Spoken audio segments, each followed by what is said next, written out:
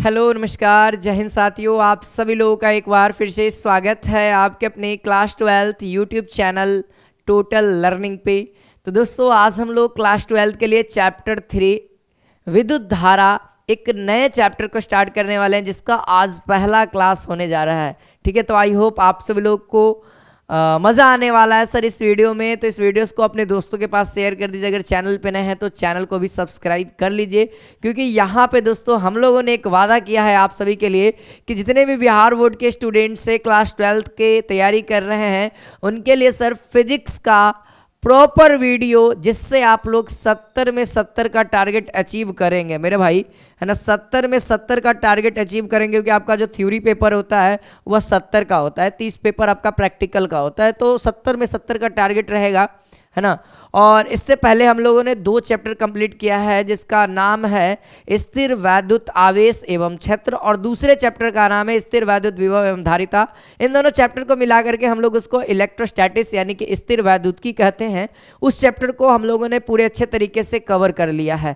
अब बाकी है तो सर उसके MCQ को, और साथ ही साथ उसके लघुत्तरीय प्रश्न को और दीर्घोत्तरीय प्रश्न को, यानी कि हम लोग दोस्तों ऑब्जेक्टिव क्वेश्चंस करेंगे उस चैप्टर का। और ऑब्जेक्टिव क्वेश्चन करने का एक तरीका रहेगा सर, मेरा हमेशा एक यूनिक तरीका रहता है। तरीका ये रहता है कि आपको जो ऑब्जेक्टिव क्वेश्चंस होंगे या सब्जेक्टिव क्वेश्चंस होंगे, ऑब्जेक्टिव की बात करो चाहे सब्जेक्टिव की बात करो, इसमें क्या होंगे भैया, पहले तो ऑल आपका PYQ होगा, यानी कि जो आपके एग्जाम में पूछे गए हैं वो सारे सवाल पहले इंक्लूड किए जाएंगे, एक जगह किए जाएंगे। फिर उसके बाद आपके मॉडल पेपर के सवाल किए जाएंगे, है ना। मॉडल पेपर का तो मॉडल पेपर का जो सवाल होगा वह केवल 1 साल का नहीं रहेगा भैया, ये रहेगा आपका 2013 में जो लॉन्च किया है मॉडल पेपर, 2012 में, 2010 में, 2021 में, 2022 में, वो सारे मॉडल पेपर के सवाल, है ना।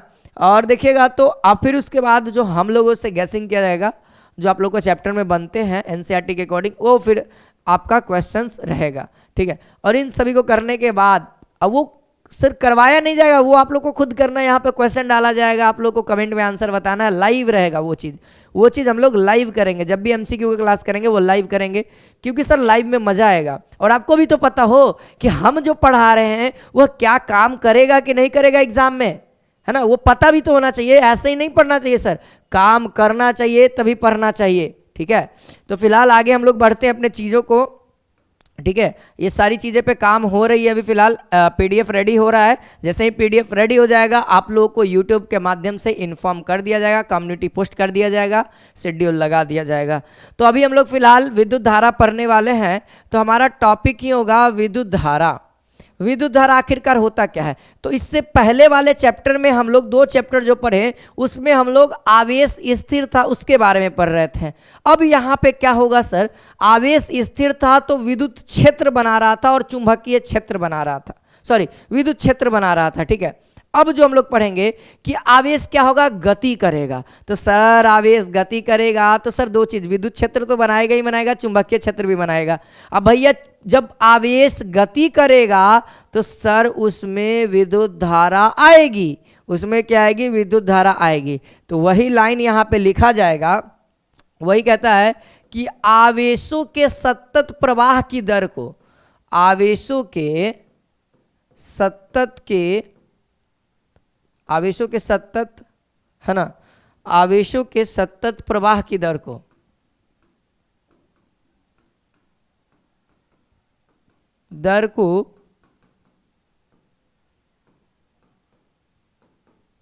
विद्युत धारा कहते हैं। यानी ये समझ रहे हैं आप लोग, ये लाइन आप लोग समझ रहे हैं। यानी आवेश लगातार, सतत का मतलब है लगातार, क्या हो रहा है, प्रवाह की दर, यानी समय के अकॉर्डिंग बढ़ रहा है। दर का मतलब होता है समय, है ना। तो दर के अकॉर्डिंग बढ़ रहा है, उसे हम लोग क्या कहेंगे, विद्युत धारा कहेंगे, है ना। देखिए साधारण बोलचाल की भाषा में हम लोग, है ना, साधारण बोलचाल की भाषा में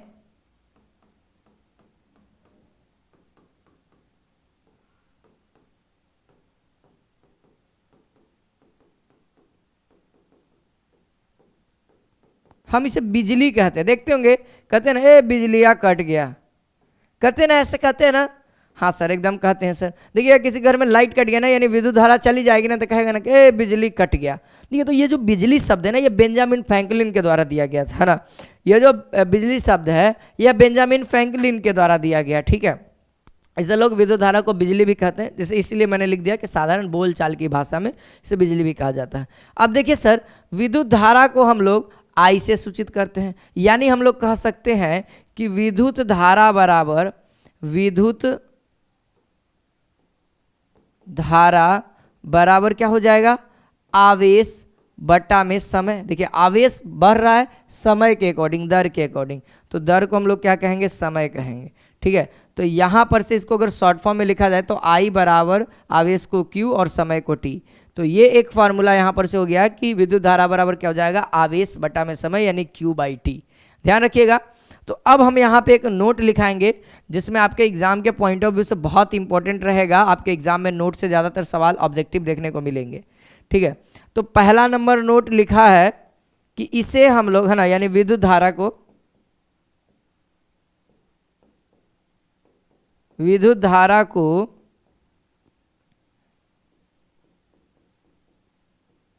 आई से सूचित करते हैं।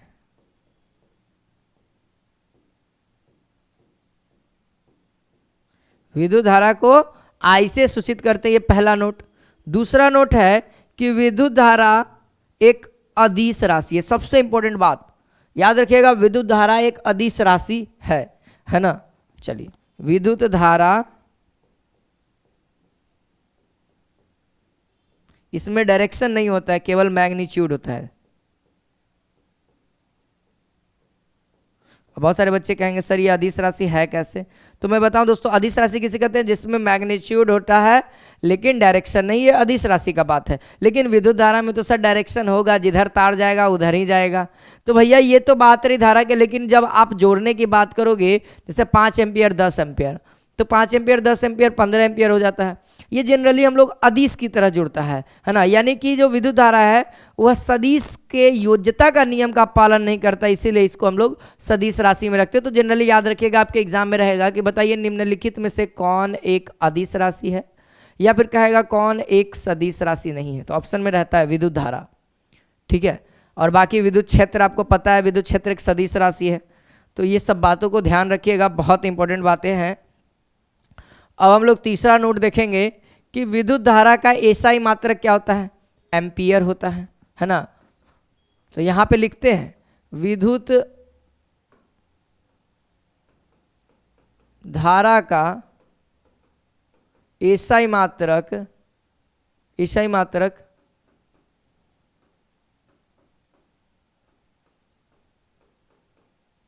एम्पियर होता है ना, जिसे हम लोग ए से सूचित करते हैं, एम्पियर होता है जिसे हम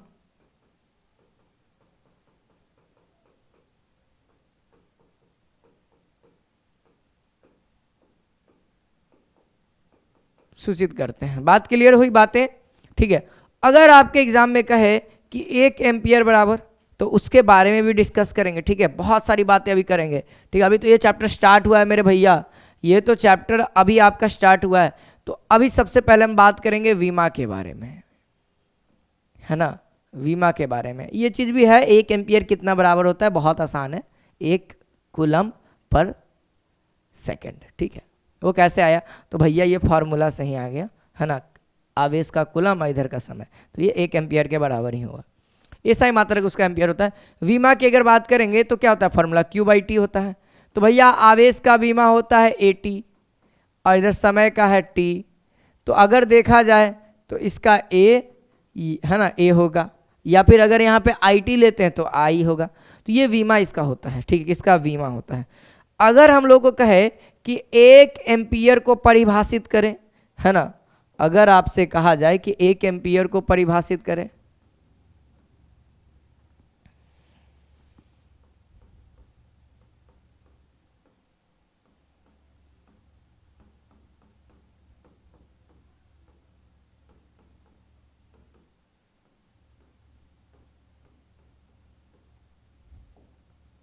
ये है हमारा।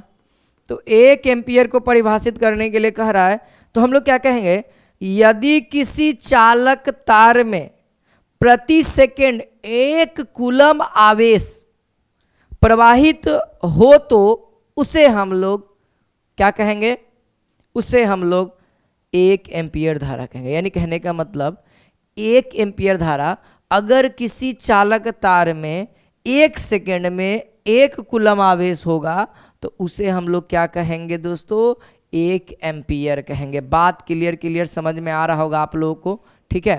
तो चलिए इसका डेफिनेशन लिख देते हैं यहाँ पे। यदि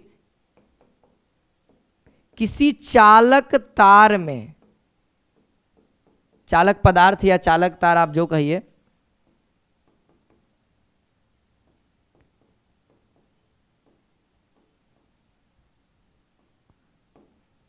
एक सेकेंड में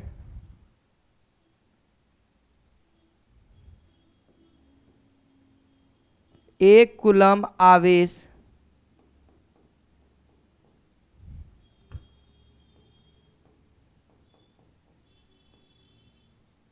है ना, यदि किसी चालक तार में 1 सेकेंड में 1 कूलम आवेश प्रवाहित होती है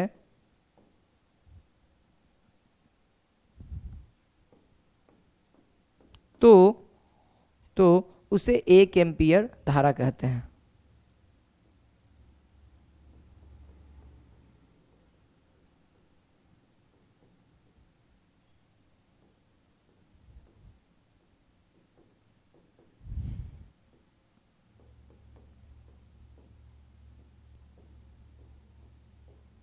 ठीक है, यानी अब यहां पर से हम लोग क्या कहेंगे, 1 एम्पियर बराबर 1 कूलम आवेश 1 सेकेंड में जाएगा। यही बात आपके एग्जाम में भी पूछता है ना, कि बताइए 1 एम्पियर बराबर होता है क्या। 4 गो ऑप्शन रहेंगे, जूल पर सेकेंड, कूलम पर सेकेंड, है ना। इसी तरीके 4 गो रहेंगे, तो जिन बच्चों को ध्यान में रहेगा वो लोग रंग के आते हैं, ठीक है। अब आगे जो है हमारी बातें यहाँ पे डिस्कस होंगी, हमारी बातें यहाँ पे डिस्कस होंगी प्रतिरोध के बारे में। किसके बारे में, है ना, प्रतिरोध के बारे में, रेजिस्टेंस के बारे में। यहाँ से आपका अब चैप्टर स्टार्ट होता है, रेजिस्टेंस, है ना, आर से डिनोट करते हैं प्रतिरोध को। चलिए प्रतिरोध होता क्या है, तो प्रतिरोध किसी भी वस्तु का, हर एक वस्तु का एक गुण है। प्रतिरोध कोई वस्तु वगैरह नहीं है, यह एक प्रॉपर्टी है जो कि हर एक के अंदर होता है। जैसे कहते हैं ना कि हम बहुत अच्छा पढ़ाते हैं, तो ये मेरा प्रॉपर्टी है। आप बहुत अच्छा पढ़ते हो, ये आपका प्रॉपर्टी है। और ये दोनों चीजें हर एक व्यक्ति में होता है। अच्छा पढ़ना और अच्छा पढ़ाना दोनों व्यक्ति में होता है, ठीक है। तो ये प्रॉपर्टी हुई सर। तो इसी तरीके से प्रतिरोध हर एक वस्तु का एक प्रॉपर्टी है, जो कि जब भी आप उस वस्तु में करंट देंगे तो वह उस करंट को रोकेगा कि तुम पास मत करो। कोई एक ऐसा वस्तु होता है जिसमें करंट दीजिएगा तो साफे रोक देगा। कोई एक ऐसा वस्तु है जब करंट देगा तो थोड़ा थोड़ा करंट जाए देगा, थोड़ा थोड़ा रोक देगा, है ना। कुछ ऐसा वस्तु होगा जो डायरेक्ट करंट जाने देगा, यानी कि उसमें प्रतिरोध न्यूनतम होगा। तो आप जैसे क्या होता है ना कि किसी को बहुत अच्छा लगेगा ये वीडियो बहुत अच्छा लगेगा, किसी को बहुत खराब रहेगा, रद्दी लगेगा, किसी को थोड़ा अच्छा थोड़ा खराब भी लगेगा, सब पॉसिबिलिटी हो सकती है। तो वही प्रतिरोध होता है। प्रतिरोध क्या कहता है कि प्रतिरोध किसी वस्तु का वह गुण है जिससे होकर जाने वाली धारा वह धारा का विरोध करती है ना। तो यानी कहेंगे प्रतिरोध किसी वस्तु का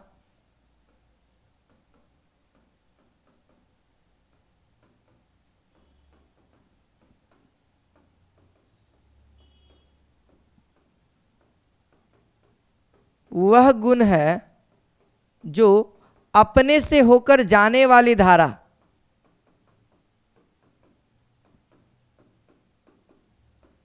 है ना, अपने से होकर जाने वाली धारा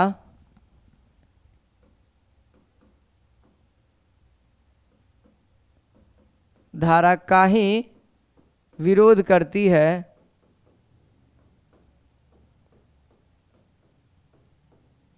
उसे प्रतिरोध हो गया ना, विरोध करती है।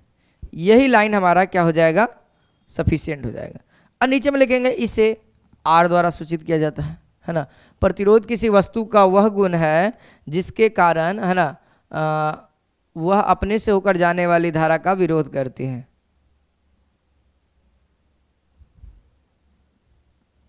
ठीक है, आगे लिखेंगे इसे इसे बड़की आर द्वारा सूचित करते हैं।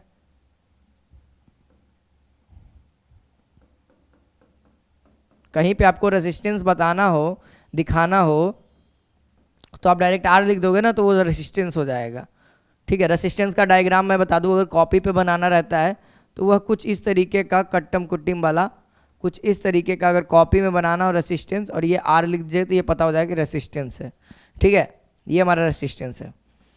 अब कुछ प्रतिरोध के नियम भी होंगे, है ना, आगे हम लोग नोट में देखेंगे, है ना। ये सारी बातें हम लोग नोट में करते हैं कि प्रतिरोध का एसआई मात्रक क्या होता है। ठीक है, चलिए अब थोड़ा बहुत पहले हम लोग रूल को सीखते हैं कि प्रतिरोध के नियम क्या है ना।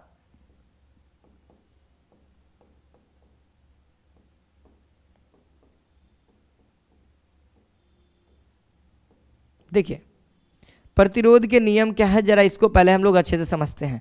फर्स्ट ऑफ ऑल पहला कहेगा नियम, पहला नियम होगा, आप तो पहला लाइन लिखिएगा, प्रतिरोध निम्नलिखित नियम है, प्रतिरोध के निम्नलिखित नियम है। पहला नियम कि किसी चालक तार की प्रतिरोध, है ना, किसी चालक तार का प्रतिरोध चालक के लंबाई के समानुपाती होता है ना।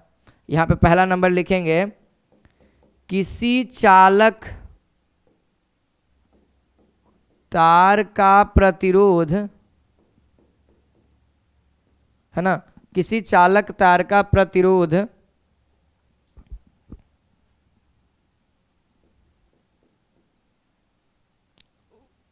उस चालक तार के,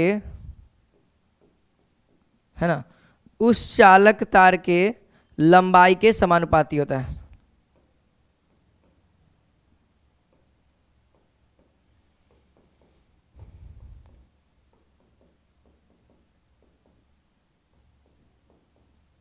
ठीक है, समानुपाती होता है, यानी ये लाइन लिखने का मतलब आप लोग समझ रहे हैं, चालक तार में जो प्रतिरोध होगा वह डायरेक्टली प्रोपोर्शनल होगा चालक की लंबाई के, है ना। ये लेट इक्वेशन 1 कह दीजिए आप लोग। ठीक है, यानी कहने का मतलब अगर आपको किसी वस्तु का प्रतिरोध को बढ़ाना है तो उस चालक तार की लंबाई को आप बहुत लंबा कर दो।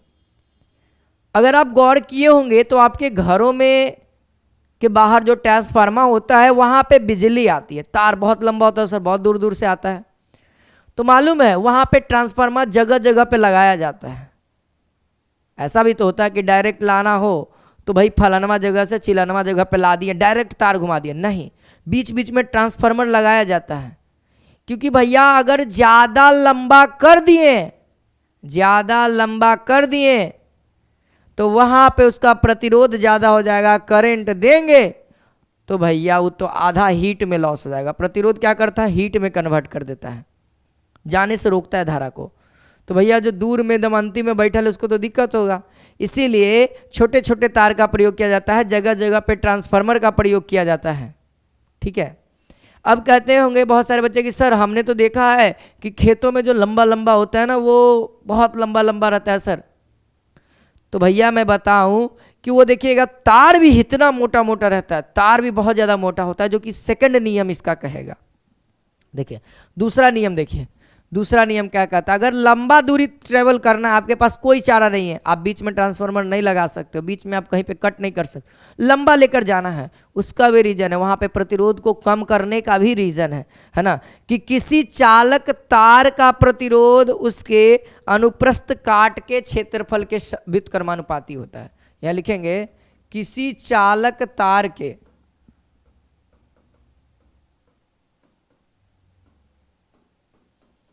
ठीक है,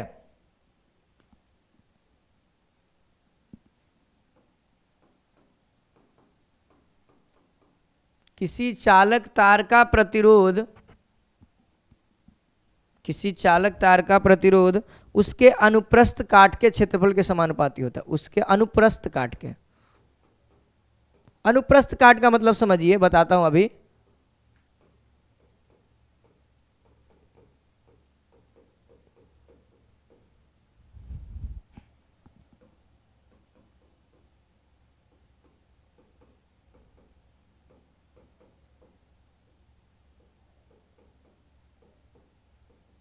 व्युत्क्रमानुपाती होता है, यानी कहने का मतलब कि जो रेसिस्टेंस होगा वह व्युत्क्रमानुपाती होगा क्षेत्रफल के।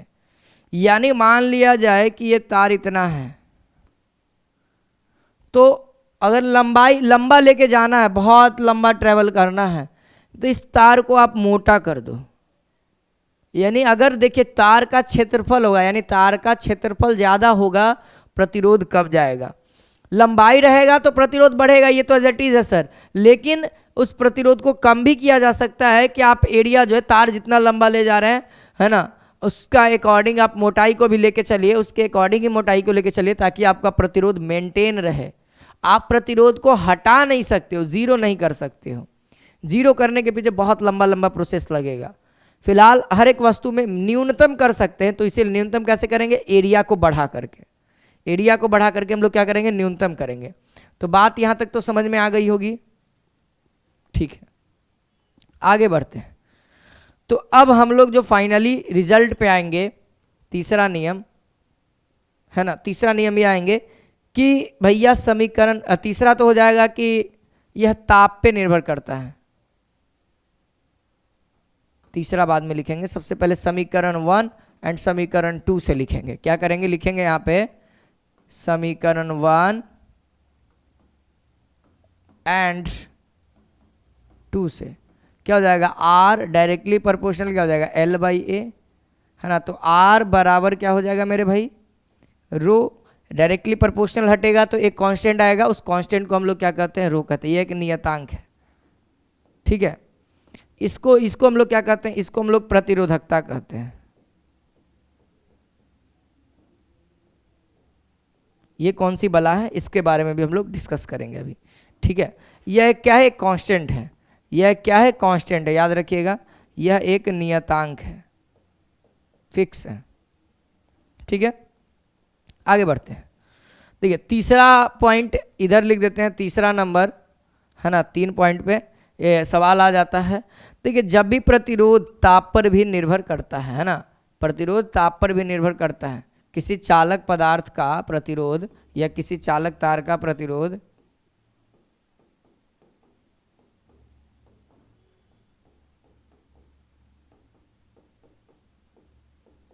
ताप पर निर्भर करता है।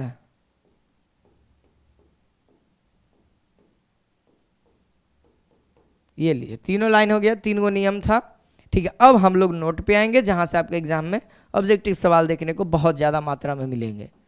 तो नोट क्या है? नोट पे बेसिकली आप लोग ध्यान दीजिएगा। सबसे पहला नोट कि भैया प्रतिरोध का एसआई मात्रक क्या होता है। सबसे पहला नोट, प्रतिरोध का एसआई मात्रक।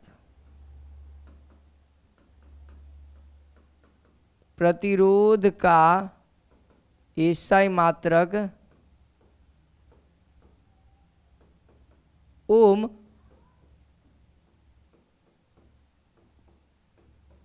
होता है। क्या होता है? ओम होता है। क्या होता है? ओम होता है। बात समझ में आई? अब भैया प्रतिरोध का वीमा, तो सर प्रतिरोध का वीमा कैसे निकलेगा? तो भाई प्रतिरोध के वीमा के लिए तो प्रतिरोध का सूत्र भी तो होना चाहिए सर। तो आप लोग ओम के नियम आगे हम लोग पढ़ेंगे, फिलहाल अभी केवल याद रख लीजिए कि ओम के नियम V बराबर IR, ये ओम के नियम से आता है। कहाँ से आता है? यह ओम का समीकरण है, ओम का नियम है ना। ओम्स इक्वेशन इसको हम लोग कहते हैं, ठीक है। ये ओम साहब जी ने दिया था। तो यहाँ पर से तो V/I हो जाएगा, यानी विभव का, है ना। तो विभव का ऊपर में लिखेंगे और नीचे में हम लोग धारा का लिख देंगे। तो फिलहाल यहाँ पर से R बराबर V/I, तो इसका क्या होता है? MLT और A हो जाएगा, और यहाँ पे भी A हो जाएगा। ये तो पॉजिटिव ही रहेगा। इस पे पावर कितना कितना होगा, है ना। M के पावर 1 होगा, L के पावर 2 होगा, -3 और -1 हो जाएगा, ठीक है। ये हमारा हो गया किसका? विभव का। इसको केवल और केवल कंबाइन कर देना हम लोग को। ये हमारा किसका हो गया? वीमा हो गया किसका? प्रतिरोध का। किसका? प्रतिरोध का। अब हम लोग बात करेंगे प्रतिरोधकता का, हम लोग क्या बात करेंगे, प्रतिरोधकता का। तो यहाँ जो रो है इसको हम लोग क्या कह रहे हैं, इसको रो कह रहे हैं। ये क्या है, एक प्रतिरोधकता है। ये क्या है, प्रतिरोधकता इसको हम लोग कहते हैं। तो इसका भी यूनिट होगा, जी सर एकदम, इसका भी यूनिट होगा। इसके यूनिट को हम लोग क्या कहेंगे, है ना, इधर तो ये इसका ओम हो जाएगा, इसका ओम हो जाएगा, और ये इसका क्या हो जाएगा, ये इधर जाएगा तो मीटर स्क्वायर ले लेगा, और ये इधर जाएगा तो मीटर हो जाएगा। तो यानी कि प्रतिरोध का अगर यूनिट की बात करें तो आप लोग साफ साफ देख रहे हैं ओम और मीटर होगा। यानी यहाँ पर से नोट में हम लोग लिख सकते हैं प्रतिरोधकता, प्रतिरोधकता है ना, जिसको हम लोग रो कह रहे हैं, का मात्रक अगर कहे तो क्या हो जाएगा, क्या हो जाएगा, ओम मीटर, ओम मीटर हो जाएगा। यहाँ पर से इसका आंसर प्रतिरोधकता का मात्रक क्या हो जाएगा, ओम मीटर हो जाएगा। कैसे आया, इस वाले फॉर्मूले को, है ना, ये इधर भागा में, इस साइड गुना में, यानी कि ओम हो जाएगा प्रतिरोध का एरिया है, एरिया का यूनिट क्या होता है, मीटर स्क्वायर, और लंबाई है तो लंबाई का केवल मीटर, तो मीटर से मीटर वो खत्म, ओम मीटर बचा। तो वही बात हम यहाँ पे डायरेक्टली लिख चुके हैं, नोट है। तो अब बात करेंगे वीमा। हाँ सर, तो प्रतिरोध के बीमा में केवल एक एल जोड़ दीजिए। प्रतिरोध के बीमा में अगर प्रतिरोधकता का बीमा चाहिए, है ना, प्रतिरोधकता का अगर बीमा चाहिए, बीमा चाहिए, तो इसके लिए हम लोग क्या करेंगे, ये तो प्रतिरोध है, तो प्रतिरोध में केवल हम लोगों को ये प्रतिरोध देखिए एम एल स्क्वायर टी के पावर -3 और ए के पावर -2 है। इसमें केवल केवल एल, यानी मीटर का मतलब होता है लंबाई, तो एल को केवल कंबाइन कर देंगे तो फिलहाल क्या आ जाएगा, एम एल के पावर 3 हो जाएगा, टी के पावर -3 होगा, और ए के पावर -2 का -2 हो जाएगा, और यही हमारा आंसर हो जाएगा। ठीक है, तो बात क्लियर हुई। आई होप आप सभी लोगों को क्लियर समझ में आया। ठीक है, ये हम लोग बात के प्रतिरोधकता की, है ना। फिर इसके बाद हम लोग को अभी पढ़ना है ओम का नियम, है ना, ओम्स लॉ जिसको हम लोग कहते हैं। परिचय पढ़ेंगे, नियम पढ़ेंगे। ठीक है, तो थोड़ा बहुत ओम के नियम को पहले जान लेते हैं, जरूरी है सर ओम का नियम। तो ये लास्ट टॉपिक रहेगा हमारा, यहाँ पे हेडिंग दे दीजिए ओम का नियम।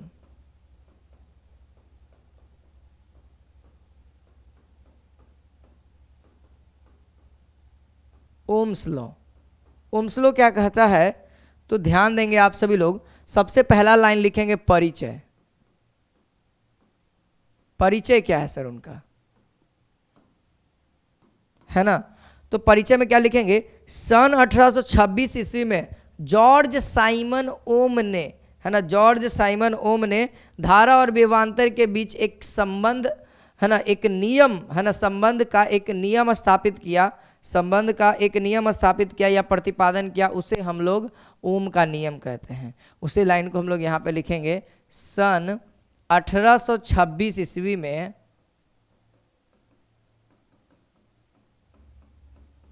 जॉर्ज साइमन ओम ने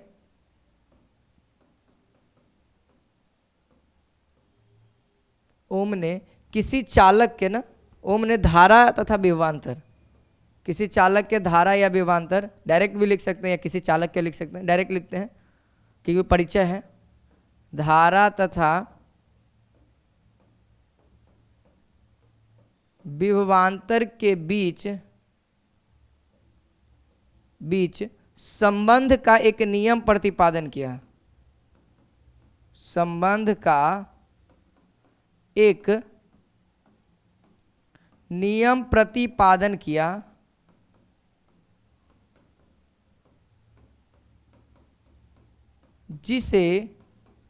जिसे ओम का नियम कहते हैं।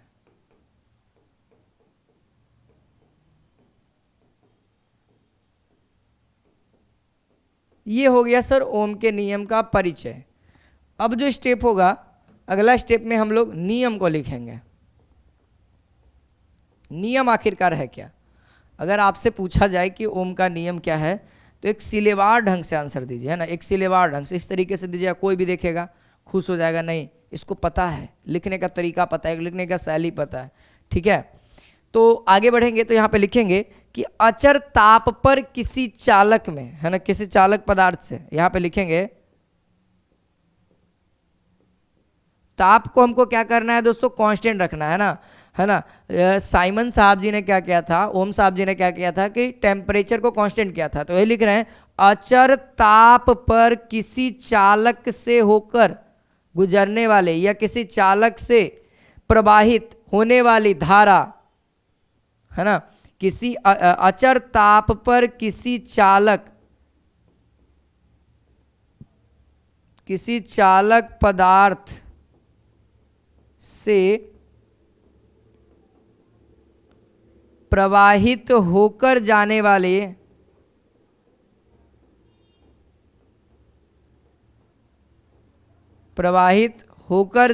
वाली धारा चालक तार के दोनों सिरों पर, है ना, चालक तार के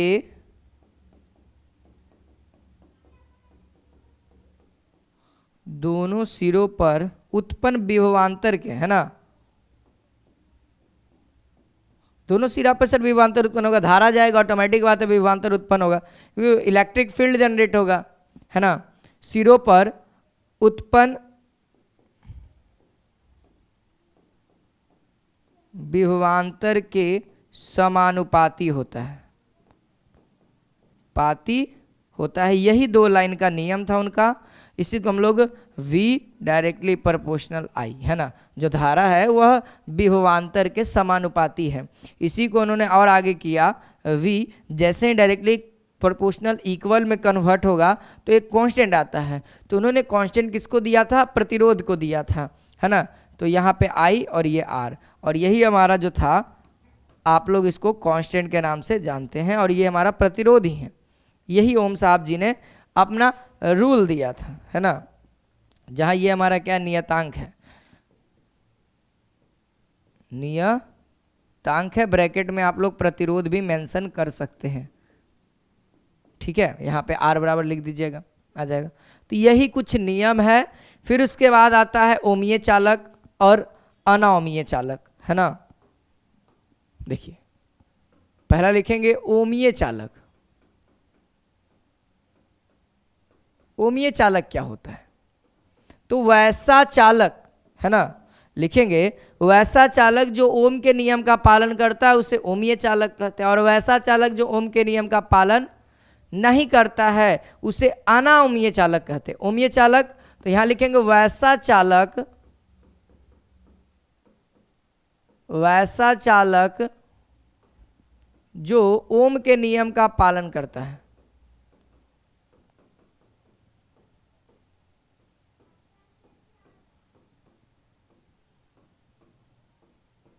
ओम के नियम का पालन करता है उसे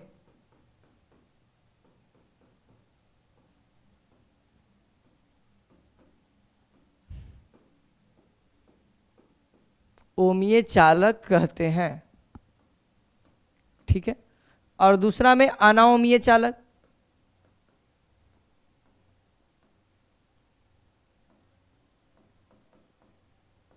अनाओमीय चालक। तो अनाओमीय चालक क्या हो जाएगा, वैसा चालक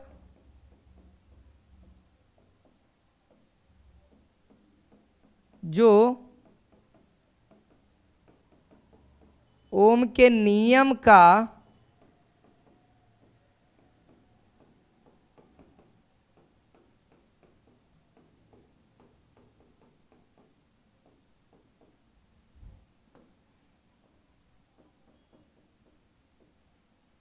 अनाओमीय चालक कहते हैं।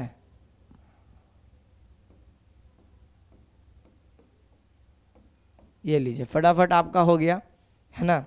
तो कुछ अब इसके बाद जो टॉपिक है वो है प्रतिरोधों का संयोजन। वो क्या है मेरे भाई कि प्रतिरोध को जोड़ना है तो किस किस तरीके से जोड़ते हैं। तो प्रतिरोध को हम लोग फिलहाल 2 तरीके से जोड़ते हैं, आप लोग को पता है, 10th क्लास में भी पढ़ के आ रहे हैं, है ना, श्रेणी क्रम संयोजन, समांतर क्रम संयोजन। अब उसके व्यंजक को कैसे लाया जाता है उस चीज़ को हम लोग जानेंगे, उसके व्यंजक को प्रूफ करेंगे। फिर उसके बाद दोस्तों हम लोग उस व्यंजक का इस्तेमाल करके उसके क्वेश्चंस को बनाएंगे, ठीक है, उसके क्वेश्चंस को बनाएंगे। तो आई होप आप सभी को ये वीडियो अच्छी लगी होगी, तो अपने दोस्तों के बीच में शेयर करिए और हम लोग नेक्स्ट क्लास में आगे के टॉपिक्स को पढ़ाएंगे क्लास दूसरा में। तो जय हिंद, जय भारत, वंदे मातरम।